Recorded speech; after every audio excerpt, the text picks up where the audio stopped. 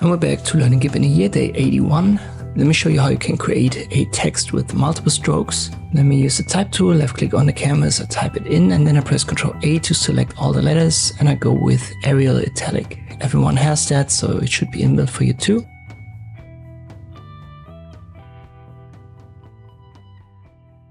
Then right click on your text layer.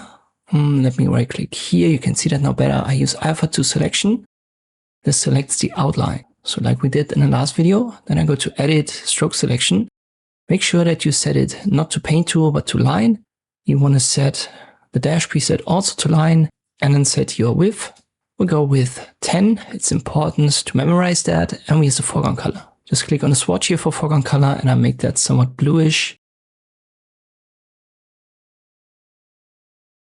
I also copy right here the hex code, select it, then Ctrl C. Confirm, and then use stroke. You can see we've got a single stroke and it's positioned on the center of our selection. I go to select none, and now I select it again, and you can see now it selects the text with the stroke. So I can simply use Edit Stroke Selection yet again. Let me make that orange. Once again, a value of 10 for the line width, foreground color, and you can see this cuts into the previous stroke. So the previous stroke was also 10. But half of it was now overpainted, so it now only has a thickness of 5.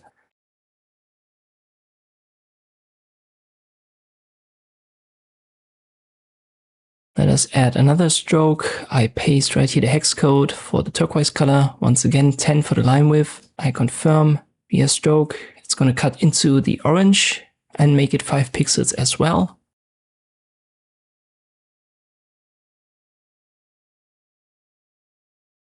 So now we have 2 strokes of 5 pixels and the outer stroke has 10. And to solve this, as final step, then press Shift Ctrl A to deselect, or you can go to select none. And then you want to yet again select it via Alpha to Selection, which selects the outline, the last stroke. So this 10 pixel stroke.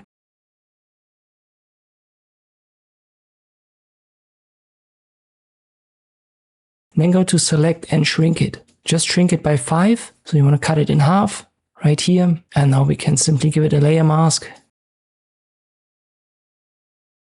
Just make sure that selection is active. Click on add, and this should cut out the 5 pixels from the outer stroke. And now we have 3 strokes with 5 pixels of thickness each. Shift Ctrl A yet again to deselect. But you can also see there's a little bit of a limit of what Gimp can do. There are some fragments in here and there the pixels are cut off a little bit too sharply, on other spots not sharp enough. This is simply the limit of what Gimp can do. As I've said, if you want to have cleaner results, a vector program like for example Inkscape makes more sense to use, but this would be the process of creating this multi-stroke effect or this multi-stroke text effect in Gimp. So you always need Alpha to Selection with the right click here to select it, and then use Stroke Selection under Edit. I hope this video was helpful, thank you for watching, and I'll see you next time.